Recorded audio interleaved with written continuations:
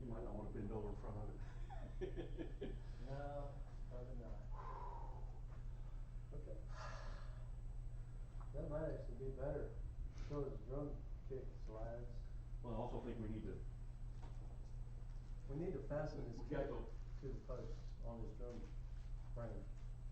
Well, we can also screw it down to the floor, but I didn't want to do anything. Yeah, we need to know exactly where it's gonna be. Yeah, without him being there, yeah. Yeah. Thought that's not good. Whew.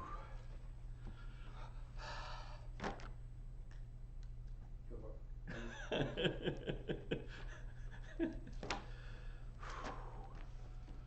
Good morning.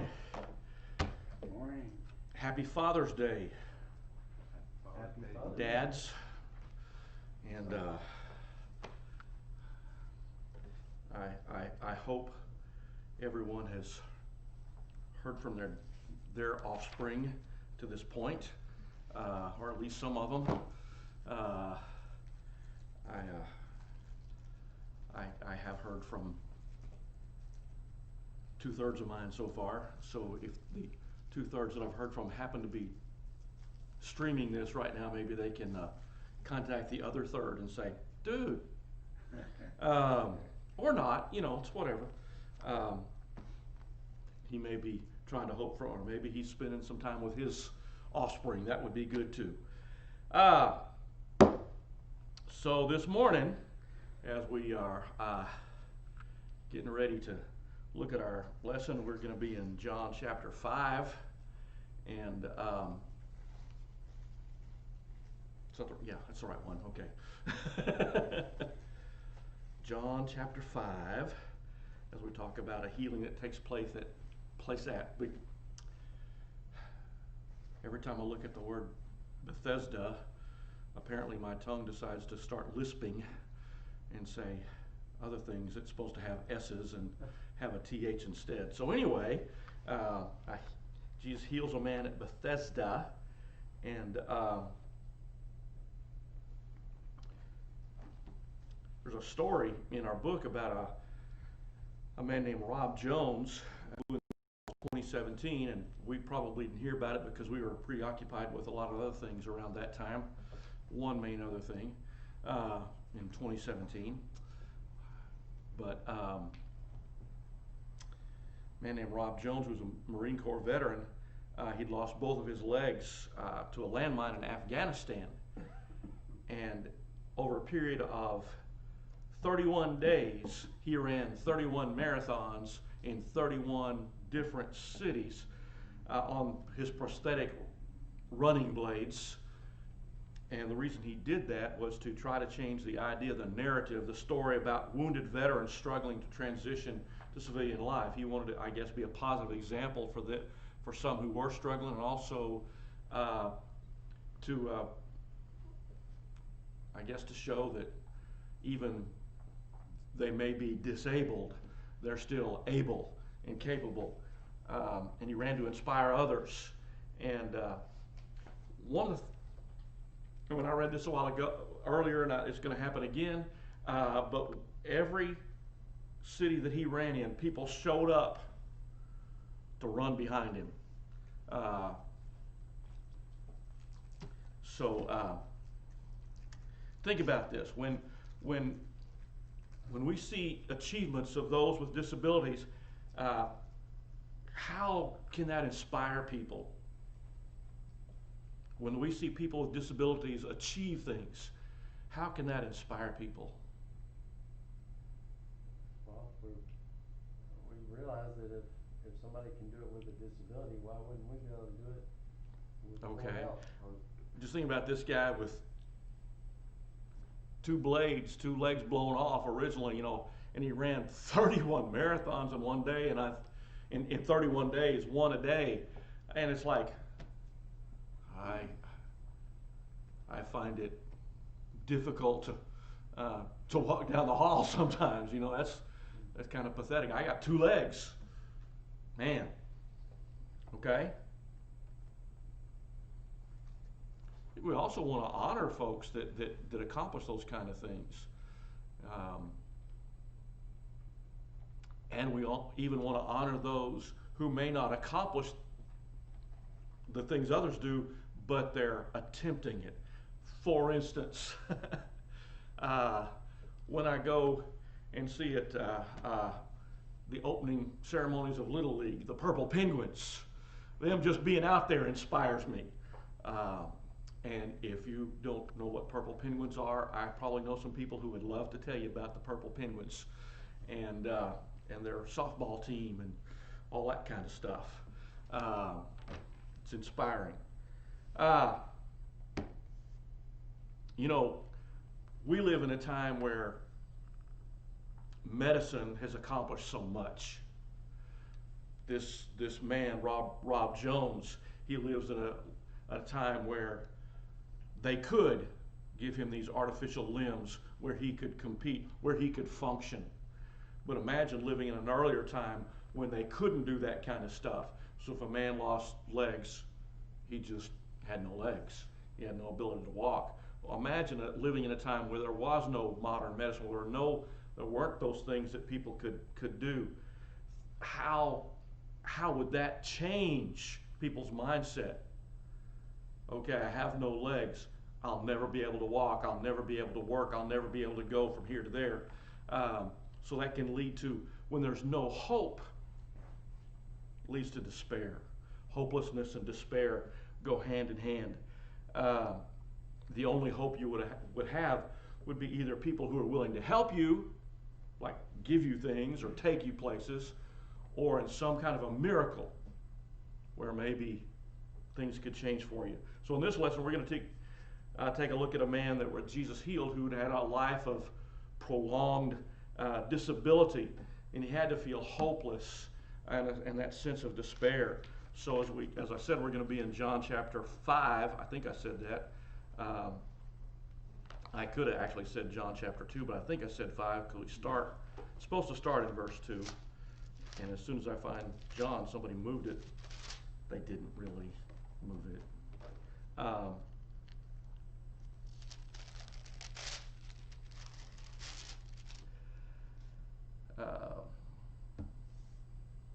By the sheep gate in Jerusalem, there's a pool called Bethesda in Aramaic, which has 5 colonnades. Within these lay a large number of the disabled, blind, lame, and paralyzed. One man was there who had been disabled for 38 years. When Jesus saw him lying there and realized he had already been there a long time, he said to him, "Do you want to get well?" "Sir," the disabled man answered, "I have no one to put me in the pool when the water is stirred up, but while I'm coming, someone goes down ahead of me." So look at this thing. We don't know how old this man was. But he'd been disabled for 38 years. So that's a long time. If he was a 38-year-old man, he'd been disabled all his life. He was 58, he's been disabled since he was 20, since he was a young man. Again, we don't know the circumstances, but 38 years, man, how would someone have felt? Probably hopeless. He'd spent most of his life, maybe all of it, we don't really know, but at least most of his life without any ability to walk, dependent upon other people. And his only hope was the idea of going down to this particular pool at Bethesda, where the tradition says, in fact, if you have an older translation, these verses may be in there. If you have a more recent translation, there's a footnote that includes the tradition. Most people believe that in the oldest manuscripts we have, those verses are not there that talk about how it was believed that an angel would come down there and stir the waters, and the first person that got in would be healed. And most likely what happened at some point, a scribe, while translating this, recognized that, well, a lot of people don't know that tradition, so I think I'll put it in here. Because it's not in the oldest manuscripts that we have of this passage. And by the way, I'm throwing this out, this is free. You always get what you pay for. So consider that. But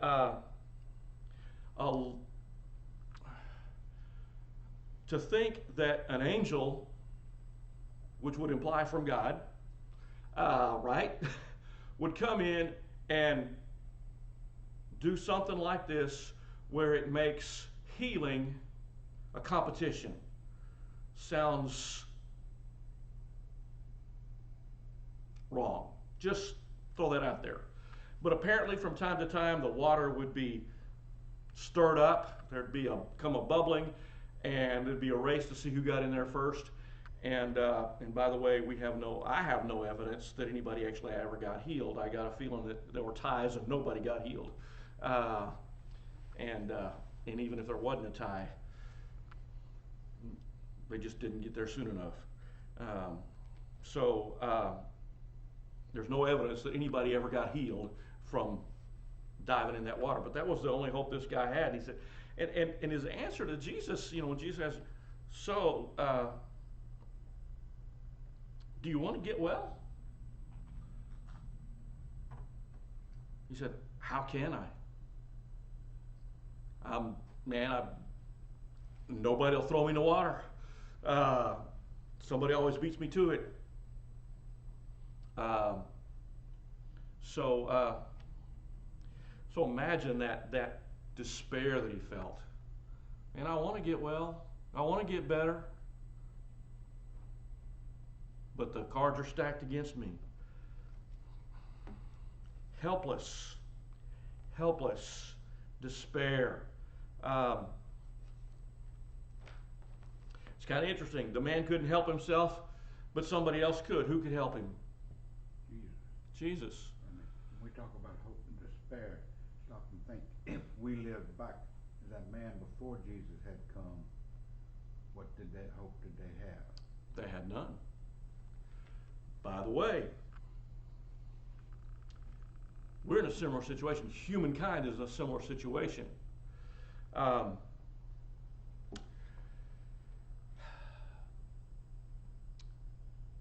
The only hope that we have because of our sin problem is Jesus. If it depended on us to take care of our sin problem, we'd be hopeless. It would be despair. In fact,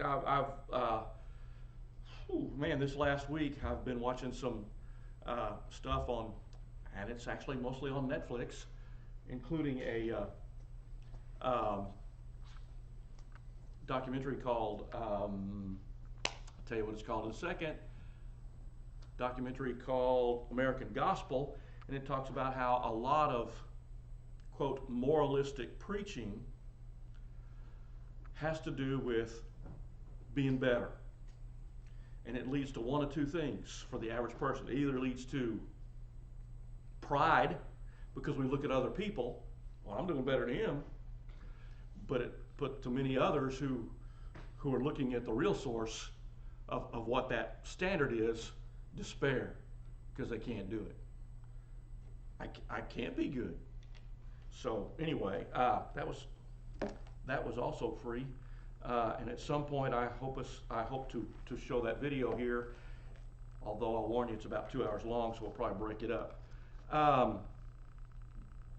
So this man, who had no one to take him into the pool, if there was a chance for healing there, not only did he have a physical disability, but he also seems to have another disability that may not be quite as obvious. When he says, I have no one to put me in the pool. I have no one. I have no one. That may be worse than the disability of not being able to walk. I have no one. Loneliness. So there's another issue right there. By the way, are we created to be alone? No. We're created to be part of a community. Whether we're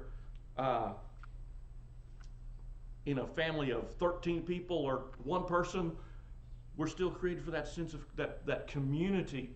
We need each other. Some of us, we need we sense that more than others. But I think, there are times when I could be a hermit and I'd be okay.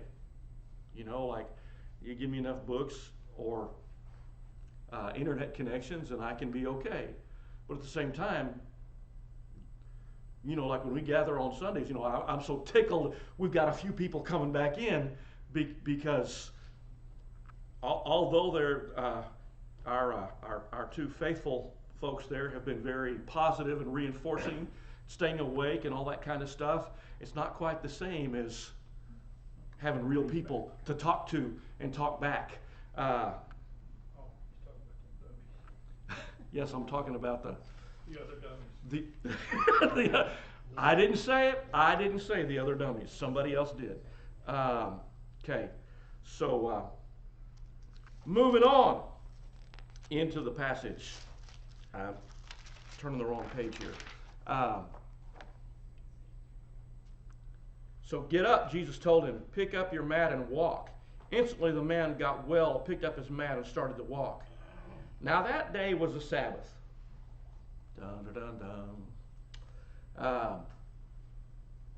And so the Jews said to the man who had been healed, this is the Sabbath. The law prohibits you from picking up your mat. He replied, the man who made me well told me, pick up your mat and walk. Who is this man who told you, pick up your mat and walk? They asked. But the man who was healed did not know who it was because Jesus had slipped away into the crowd that was there. After this, Jesus found him in the temple and said to him, see, you are well. Do not sin anymore so that something worse doesn't happen to you. The man went and reported to the Jews that it was Jesus who had made him well. So, there's a couple things happen here. First thing is, the man gets healed.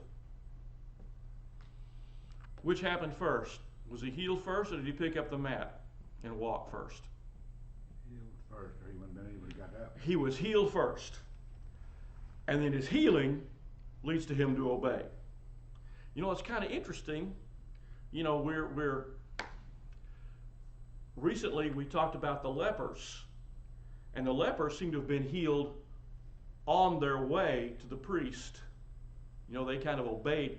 They took it on faith and obeyed and realized they'd been healed. And in this case, he's healed first. There's a lot of free stuff today. What a bargain you guys are getting. A lot of times people want to make a formula for how God does things. Well, first he does this, you got to do this, and then God's going to do this. And other times, we want to make that formula, but then this time he heals and then the obedience comes. Just a thought. Let's try to be careful in trying to build formulas for how God has to do things. Remember, God's in charge. God's sovereign. He's in control of this. And we can try to figure out some formulas, but God's not a formula, okay? God's God. So he picked up the mat. He was on his way, and a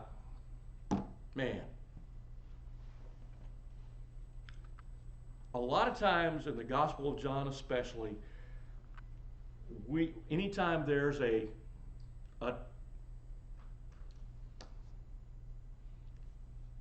time frame, we're given a particular time that's there for a reason. Now it happened to be the Sabbath, and I don't know if you heard my little dun dun dun dun. Is that Dragnet? Yep. Thank you. I knew it would have to be somebody in my age range that would know that. My dad told me that. Huh? My dad told me that. Your daddy told you. It's Sunday, Charlie, and you're talking like that? And then Now it was Sunday, and Charlie said that. Okay, so the fact is that this time check is important because it was a Sabbath. That means somebody's going to have a problem. So the Jewish leaders said, hey, this healed man, he's on his way home, taking his mat home. You can't do that. You're violating the Sabbath.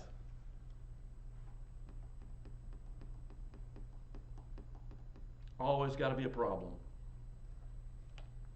By the way, before I get there, had the man expressed any kind of faith? He didn't even know who it was who told him to take his mat home. Did you think what did he think when he told him to get up and he stood up automatically and never hadn't walked for 38 years? I mean, that. Been a while since he'd done this, but he did it. You know,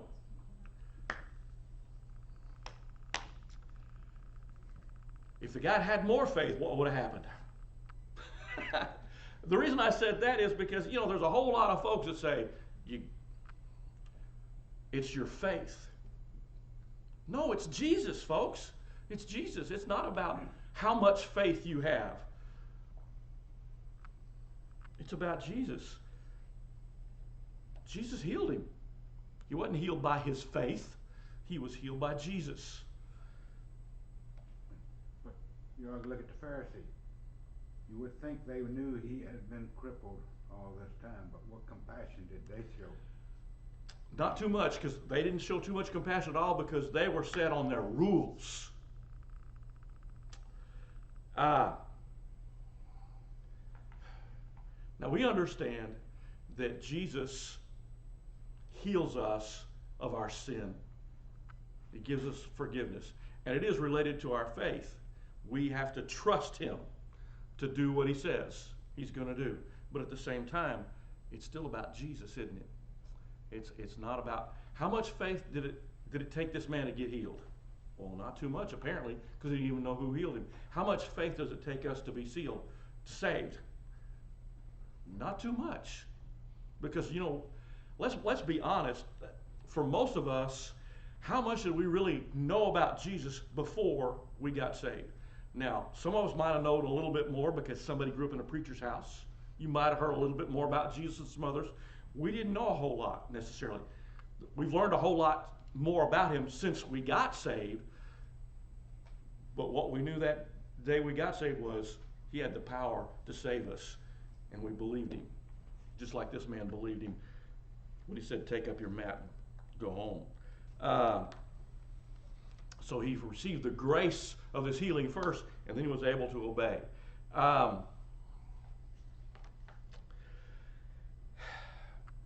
And on this day, this particular group of leaders get kind of upset because, hey, you're working on the Sabbath.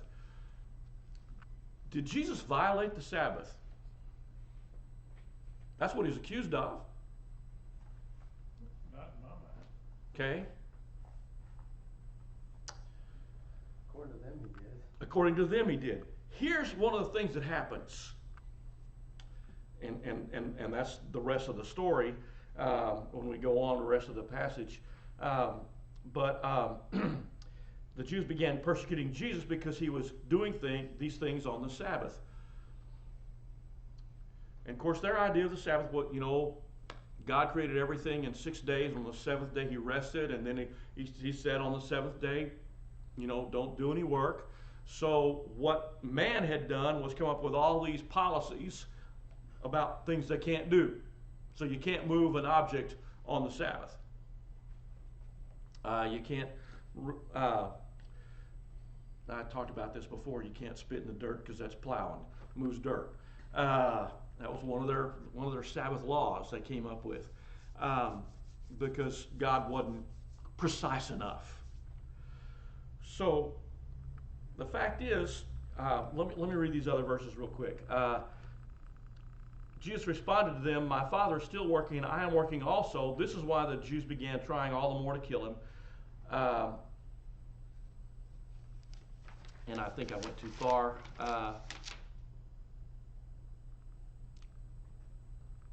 No, I didn't. Not only was he breaking the Sabbath, but he was even calling God his own Father, making himself equal to God. So you got this contrast. The man has been healed. He's got to be joyfully walking home, carrying this thing, and then you've got wait a minute, you can't do that. So our human tendency is we apparently like to make rules. I've said this before about us Baptists. We'd make good Pharisees because we like to Here's what you can and can't do on Sunday. Has anybody ever told you that you can't do certain things on Sunday? Anybody? Well, you know, in fact, we've probably been told, most of us probably been, oh, you can't dance. If you're a Baptist, you can't dance. I can't dance, but it has nothing to do with the fact that I'm a Baptist. It has a lot to do with, I can't dance. I may have 2 left feet or something like that. I'm not sure. Doesn't look like it, but they just don't work that well. I remember one of our older ladies who's now gone home got fussed at by the preacher years ago because they skipped prayer meeting and went to a movie on a Wednesday night. Went to a movie on a Wednesday. So apparently you can't go to movies on Wednesdays or Sundays. So we come up with all these man-made regulations. I think we need to be careful about telling other people what they can and can't do, because then we become Pharisees, putting regulations. By the way, I got a feeling that these Pharisees who accused this man of violating the Sabbath, they probably had violated the Sabbath in many ways themselves. In fact, who knows? My theory is it's not in the Bible. I'm just throwing this out there. You know, who knows? They might have been planning a big trip for the next Sabbath, but they were kind of going to find a way to work around the Sabbath laws that they invented for others to follow. So they're trying to get Jesus because he incited this man to break the Sabbath, and now he says, my Father's working. My Father's still working. He's not creating. He completed his work. But does God take a day off? You know, this is free, but I think you'll agree with me that if God took a day off, we'd be in trouble. Everything would fall apart.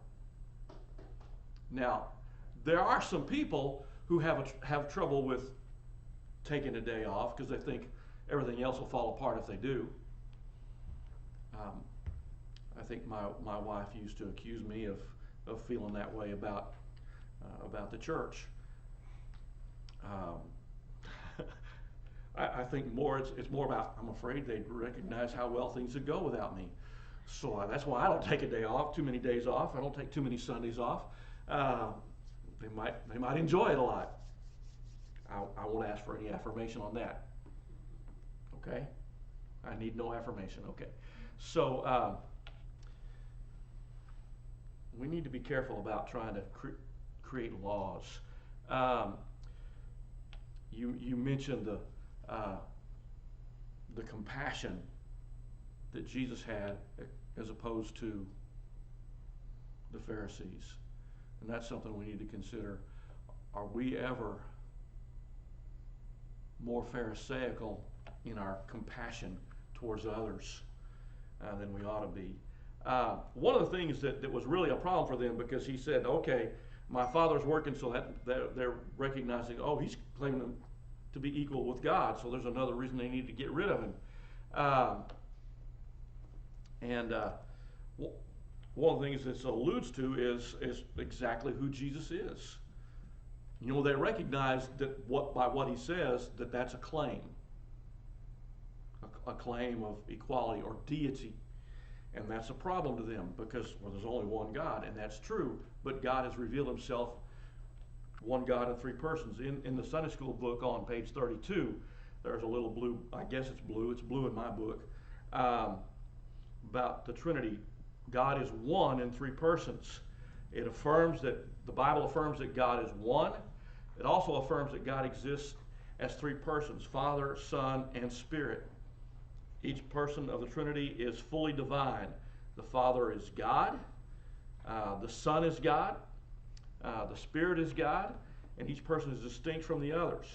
And this perfect unity within the 3 persons of the Trinity calls itself a first order doctrine. And departing from it is to abandon Orthodox Christianity. Why is this important? Well, if Jesus is not God, then how could he be able to fulfill the law completely and be a perfect sacrifice? It really couldn't happen. And by the way, there are some people that come up with these different ideas of trying to explain the Trinity. And every analogy trying to explain the Trinity falls apart at some point. In fact, some of those analogies lead to substantial error. One substantial error it leads to sometimes is called modalism. And modalism is that, well, God was Father when he created, he was Son when he redeemed, and he is Spirit now.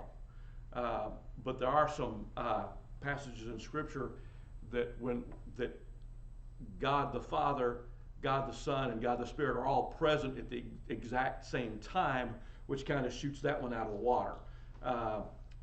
For instance, the baptism of Jesus. You have Jesus, God the Son, being baptized, the voice of God the Father saying, "This is my Son, in whom I'm well pleased," and then God as Spirit descending as a dove. So all three persons of the Trinity are present at that one moment.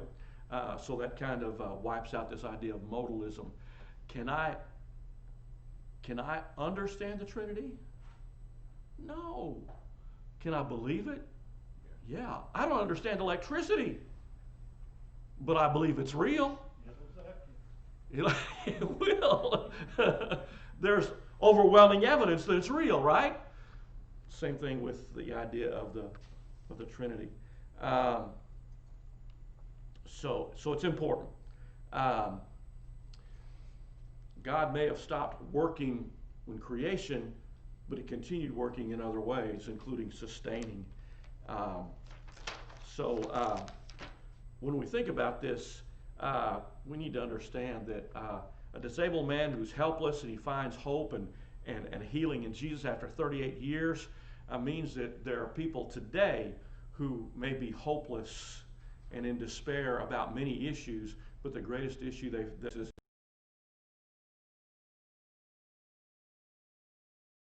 healing for that is in Jesus. And so we as Christians have a mission to tell others about Jesus, but also to offer hope to them, not just for spiritual healing, but also people who are dealing with loneliness and despair of many kinds.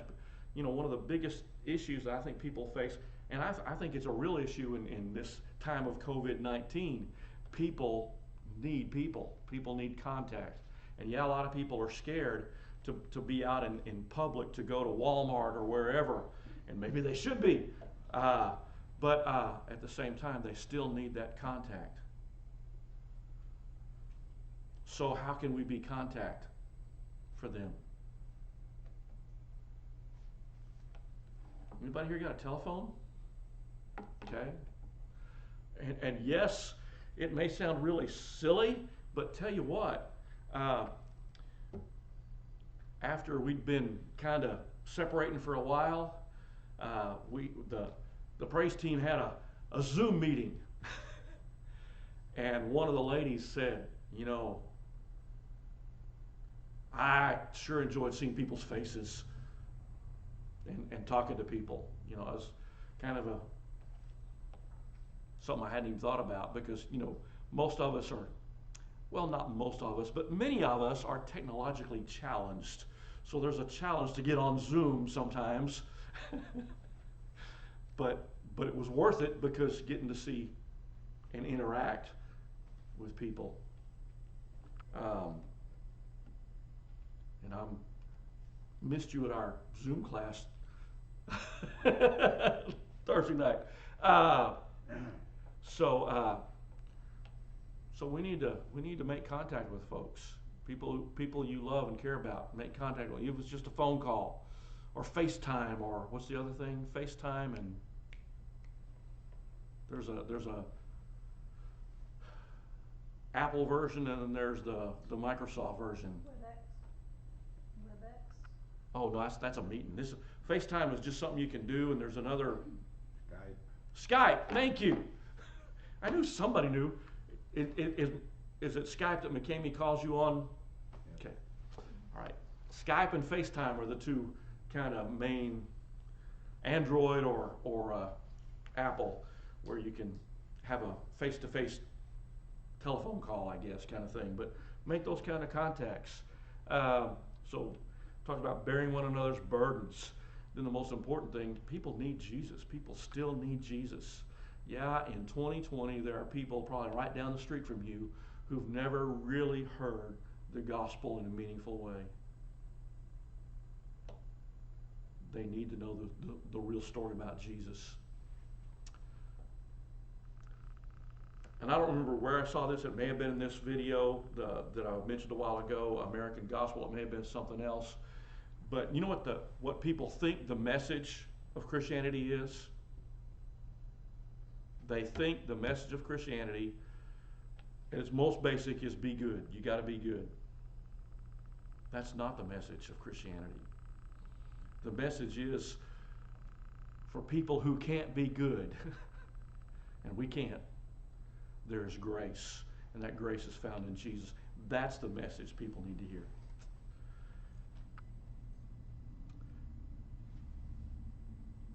I don't have a word. So I'm going to ask Ken. Would you pray? Sure. Dismiss us. Our Father, we thank you for the day. We thank you for the grace you give us, Lord, and we thank you for your word that we are able to study and learn more about you and to understand you and your will for us, Lord, and for the church as a whole, Lord. We just ask now that you be with us each as we go our way, be with this community, Father, and heal us spiritually, Father, and keep us safe from COVID as well, Father. We just ask that as we go our ways today, just bless each one, bless each family in our church community, and help us in spite of the lockdown and decreased activity and decreased ability to go out. Just help us, Father, to still be that shining light for the community that shows the world, Father, that your grace is the only hope that any of us have, Father. Lord, just be with us as we go our ways, Father. Give us safety and protection. These things we ask in Jesus' name. Amen. Amen. Lord bless, and we'll be back on at 11 for worship.